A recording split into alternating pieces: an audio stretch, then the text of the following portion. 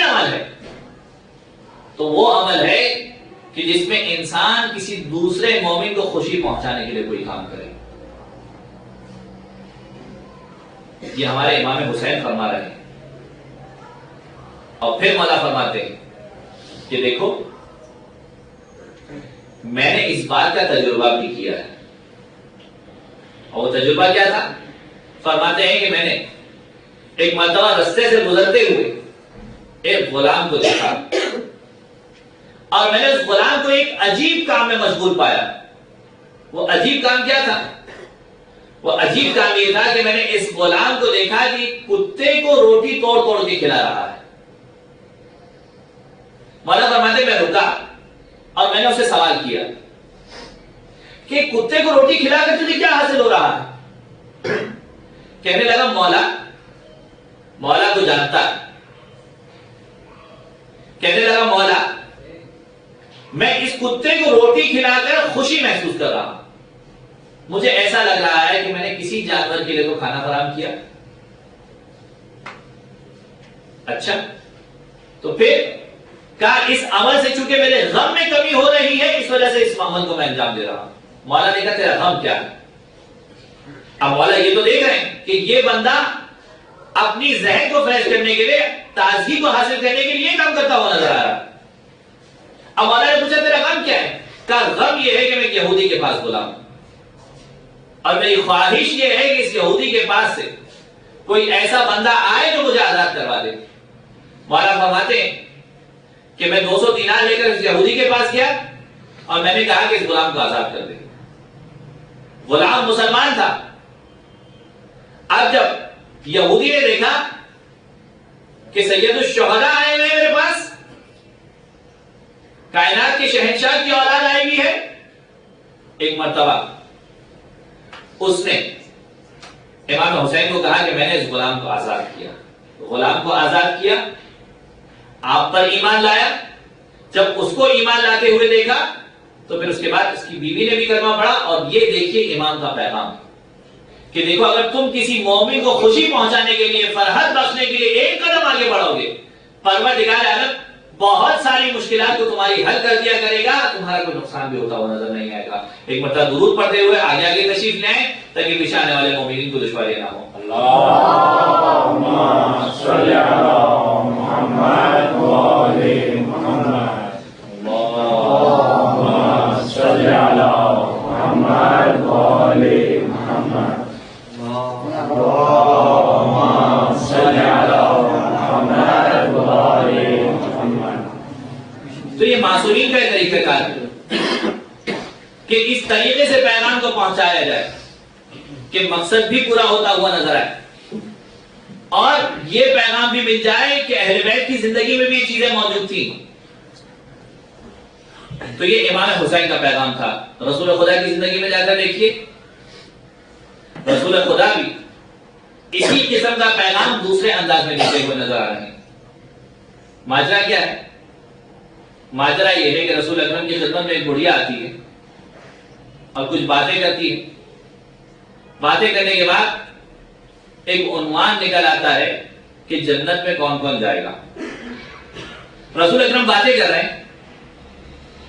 ایک مرتبہ رسول اکرم کہتے ہیں اس بڑھیا سے کہ دیکھ جنت میں کوئی بوڑھی عورت نہیں جائے گی، جنت میں کوئی بوڑھا نہیں جائے گا. یہ بوڑھی ایک مرتبہ رونے لگی کہ یا رسول اللہ میں آپ پر ایمان لے کر آئی ہوں. رسول نے کہا جنت میں کوئی بوڑھی نہیں جائے گی. روتے روتے باہر نکلی کہ رستے میں حضرت بلال مل گئے. حضرت بلال نے کہا کیا مسئلہ ہے؟ کہا رسول خدا کہہ رہے ہیں جنت میں کوئی بوڑھا نہیں جائے گا. اچھا چلو میں تمہارے ساتھ چلتا ہوں، میں سفارش کرتا ہوں رسول خدا سے. رسول خدا کی خدمت میں آئے اور جب بلال نے آگے سفارش کرنا چاہیے، رسول اکرم کا ایک اور جملہ کہ جنت میں کوئی کالا نہیں جائے گا. آپ کو تو پتا ہے کہ بلال کا تعلق حبش سے تھا اور حبش کے رہنے والے عموماً کالے ہوا کرتے تھے. اب ایک مرتبہ بلال بھی پریشان ہو گئے، کہنے لگی کہ دوسرے کو بخشوانے گیا تھا خود پھنس گیا. اب باہر آئے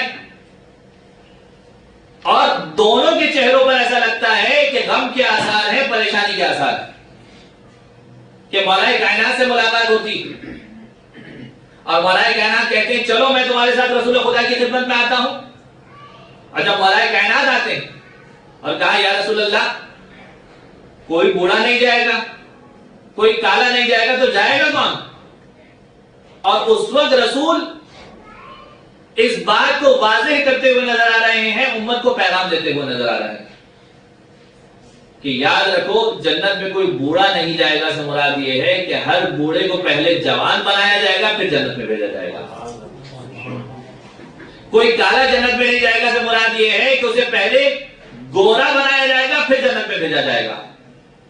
یعنی پیغام یہ دینا چاہ رہے ہیں کہ جو چیزیں انسان کی زندگی کے اندر انسان پسند کیا کرتا ہے, پروردگار عالم جب جنت کی طرف بھیجے گا تو ان ساری چیزوں کی رعایت کرتا ہوا نظر آئے گا. فقط تم دنیا کے اندر اس کے احکامات کی رعایت کرو, پروردگار عالم جنت بھیجتے وقت تمہاری خواہشات تمہاری ضروریات کی رعایت کرتا ہوا نظر آئے گا. ایک مرتبہ درود پڑھے محمد والے محمد.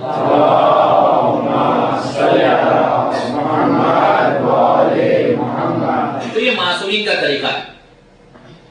رسول خدا کا طریقہ دیکھ لیا آپ نے, امام حسین کا طریقہ دیکھ لیا. ہر کسی کی زندگی کے اندر کوئی نہ کوئی ایسا سبق ملتا ہوا نظر آئے گا کہ اس طریقے سے فرحت پہنچانے کا کوئی انتظام کیا جائے, خوشی پہنچانے کا کوئی انتظام کیا جائے, اس طریقے سے تفریح کے لوازمات مہیا کیے جائیں کہ اسلام کی تعلیمات بھی عام ہوتی رہیں اور انسان خوش بھی ہوتا رہے. چوتھے امام جب ایک شخص کو دیکھتے ہیں کہ نماز پڑھنے کا انداز ہی عجیب ہے, نماز ڈھنگ سے نہیں پڑھ رہا, اور نماز ختم کرنے کے بعد ایک مرتبہ دعا کے لیے ہاتھ کو بلند کرتا ہے اور بلند کرنے کے بعد کہتا ہے وہی دعا کہ اگر آپ مسجدوں میں جا کر غور کریں تو ہوتا یہ ہے کہ جتنی دعائیں پیش امام منگا دے کوئی الہی امین کہتا ہوا نظر نہیں آتا, لیکن جہاں پر پیش امام کی زبان سے نکلتا ہے وَذَوِّجْنَا مِنَ الْحُورِ الْعِينِ, سب کی زبان سے نکلتا ہے الہی امین الہی امین. اسی قسم کی دعا تھی. چوتھے امام اس شخص کو دیکھ رہے ہیں کہ ایک مرتبہ نماز کو بھی دیکھا کہ کس طریقے سے اس نے نماز کو ادا کیا. نماز کو ادا کرنے کے بعد وہ شخص ہاتھوں کو بلند کرتا ہے اور کہتا ہے پروردگار مجھے جنت میں 4 حوریں عطا فرمانا, ایک بھی نہیں, 2 بھی نہیں, 3 بھی نہیں, 4 حوریں عطا فرمانا. مولا نے سارا کا سارا منظر دیکھ لیا. مولا نے کہا کہ جب یہ خدا کے ساتھ مذاق کر سکتا ہے تو پھر حق تو یہ بھی پہنچتا ہے کہ اسے بھی سبق سکھایا جائے. اور مولا کے وہ جملے کہ دیکھ تو حق مہر تو ایک کا بھی نہیں دے رہا ہے. شادی کرنے کے لیے جو ضروری ہوتا ہے وہ یہ ہوتا ہے کہ انسان حق مہر ادا کرے, کا مہر کی رقم ایک کی بھی نہیں پہنچا رہا ہے اور 4 سے خواہش کر رہا ہے. کم سے کم 4 کے برابر حق مہر کی رقم تو پہنچا.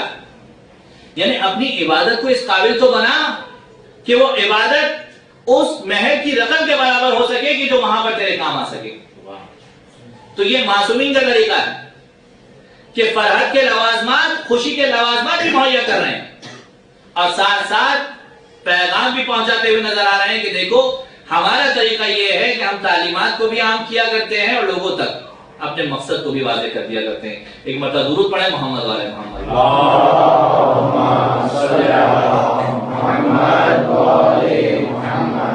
اور ذہن میں رہے کہ کسی بھی مومن کو خوش کرنا یہ اتنا اہم ترین کام ہے کہ پروردگار عالم چاہتا ہے کہ انسان اپنی عادت اس طرح کی بنائے کہ دوسرے مومنین کو خوش کرتا ہوا نظر آئے, کیونکہ یہ خود انسان کی تازگی کا ایک ذریعہ ہے. انسان اگر اپنی زندگی کے اندر تازگی کو, فریشنس کو محسوس کرنا چاہتا ہے تو انسان کو یہ عادت بنانی پڑے گی. 5ویں امام فرماتے ہیں, امام محمد باقر علیہ السلام